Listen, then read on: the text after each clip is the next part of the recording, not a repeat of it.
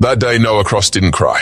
He simply looked at the crowd in silence and smiled. But what no one there knew is that he almost gave up just a month earlier, that he'd spent the night before in an empty room, wondering if God still heard him, and yet there he was, standing with arms wide open, not like a hero, but like someone who had finally understood what it means to lead without needing to control, to love without needing to be loved, and to believe even when everything tells you not to.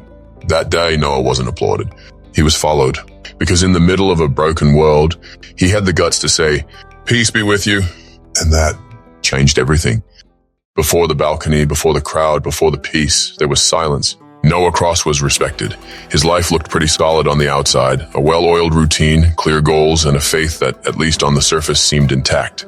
But at night, the silence spoke louder than any prayer. Something was missing. It wasn't success, it wasn't purpose, it was presence. He checked boxes, collected praise, kept up appearances, but deep down he was drifting further and further from himself. For years he'd learned not to ask questions. He felt but didn't speak. He dreamed but never moved. Then one ordinary morning, like any other, something stopped him in his tracks. He looked in the mirror and didn't recognize the man staring back. This can't be it. The thought came out of nowhere, but it hit hard. That's when the calling began. Not a voice from the heavens, not a divine vision. Just a feeling, subtle, steady, and impossible to ignore. A sense that a life was being wasted, that he'd become exactly what he once swore he'd never be. Someone who stopped trying. He didn't know it yet, but that feeling was sacred. Like the gentle breeze that spoke to Elijah in the wilderness. Like God's whisper when the world is too loud to hear anything else. Noah tried to brush it off. Kept going to work. Kept posting pictures. Kept smiling at the right people. But inside, the armor was cracking. And quietly, without even realizing it, he was saying yes. Yes to a journey he didn't yet understand. Yes to a calling that would begin in pain. And he wasn't the only one. Because almost everyone who finds the light walks through the dark first. Not every breakdown makes noise. Sometimes it creeps in slowly. Starts with exhaustion, then comes the apathy. And before you know it, everything that once made sense starts to feel heavy. Noah Cross was falling apart on the inside, even as people kept congratulating him on the outside. He felt like an empty church, beautiful on the outside, cold on the inside. Little by little, he stopped replying to messages. He pulled away from the people who really knew him. His prayers turned into silence. His faith became a memory. The words that once gave him hope now felt distant. Even "God loves you" started to sound like a cliche. One night, sitting on the floor of his own room, he thought about disappearing. Not out of cowardice, but because he was tired of pretending he still knew who he was. He'd been strong for too long, and now all that was left was the emptiness. That night, Noah did something he had never done before. He cried, but not tears of sadness, tears of surrender. It was as if he was saying, "I don't know how to pray anymore, I don't know how to believe, but I'm here." And in that moment, without even realizing it, he was closer to God than he had ever been.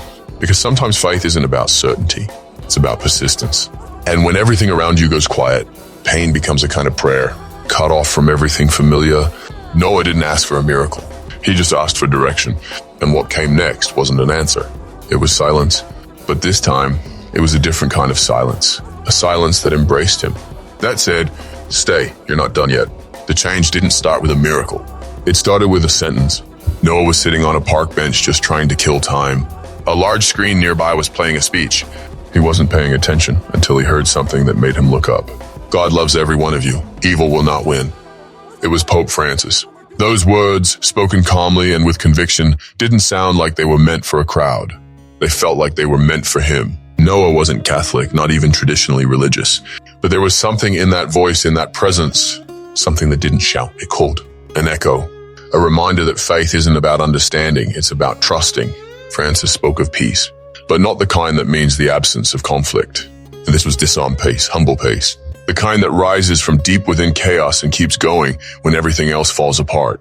Noah couldn't explain it, but in that moment he believed. For the first time in months, he believed there was still a path ahead. Not an easy path, not a short one, but a real one. That night, when he got home, he didn't pray. He just repeated the phrase quietly to himself. "God loves every one of you. Evil will not win." And something inside him, something that had been asleep, began to stir. He realized that maybe what he needed most wasn't to be saved. It was to be reminded that he could still be useful. And like Francis, he wanted to learn how to serve, to welcome, to build, not as someone perfect, but as someone present. From that day on, Noah started listening more than he spoke.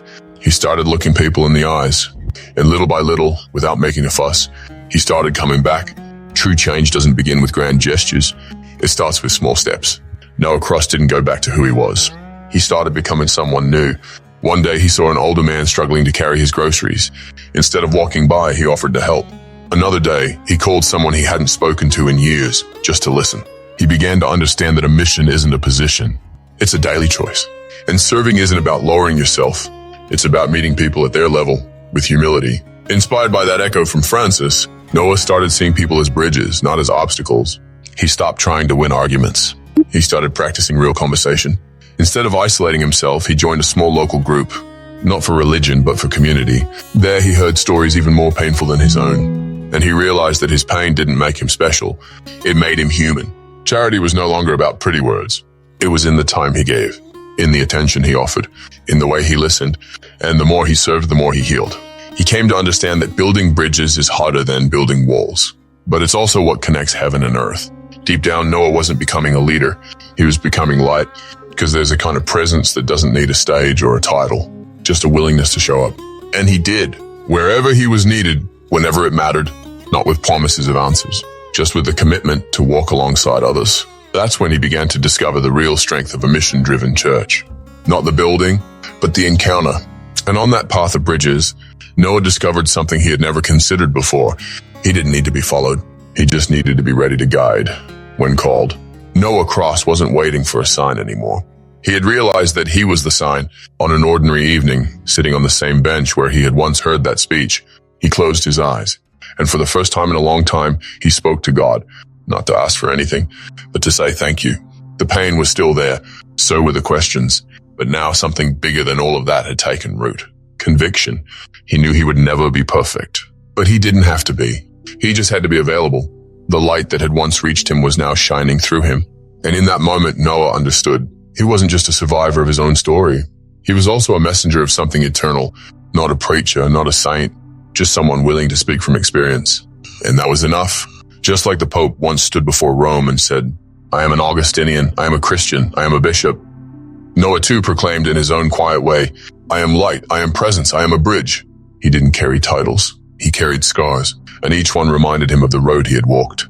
The world hadn't changed, but he had. And because of that, he could help change the world around him. With compassion, with faith, with open hands, not clenched fists. This wasn't about religion. It was about transformation. And in that moment, Noah chose to live like someone who already knew how the story ends. There is no darkness strong enough to snuff out a light that has chosen to stay lit. That day, Noah Cross didn't cry. He simply looked at the crowd, whether real or symbolic, and smiled, because now he knew who he was. Not someone perfect, but someone whole.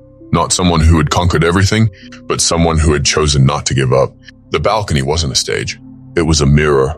It reflected everything he had lived through to get there. He remembered the nights when he prayed without knowing what to say, the days he wanted to disappear, the encounters that lifted him up, the small steps that brought him back. And in that moment, without fear, he proclaimed, "Peace be with you," not as a ritual, but as a truth. The peace of someone who was broken and rebuilt. The peace of someone who stopped pretending and started truly living. The peace of someone who chose to love even without any guarantee of being loved back. From that balcony, Noah didn't offer answers. He offered companionship. And that was enough, because the world doesn't need new idols. It needs men and women willing to walk alongside others, hand in hand, with God and with courage. As he stepped down, Noah didn't feel important. He felt small, but for the first time, he was okay with that. After all, it was down on the ground where he found what no spotlight could ever give him. Meaning, his journey was no longer about applause. It was about presence. And in the end, contrary to what many thought, Noah Cross didn't finish the walk. He had only just begun. What if it were you? What if today that symbolic balcony stood right in front of you? Would you have the courage to step up? To tell the world, even if your voice shakes, that you choose peace, that you choose to begin again, that you choose to be light? Noah Cross didn't have all the answers, but he had the courage to stop pretending. And sometimes that's all we need. Not a new name, but a new decision to declare peace in the middle of chaos. To reach out when instinct tells you to pull back, to be a bridge. Today, this story ends with Noah, but tomorrow, it could start with you. And if that's the case, remember this. The world doesn't need you to be perfect. It just needs you not to give up,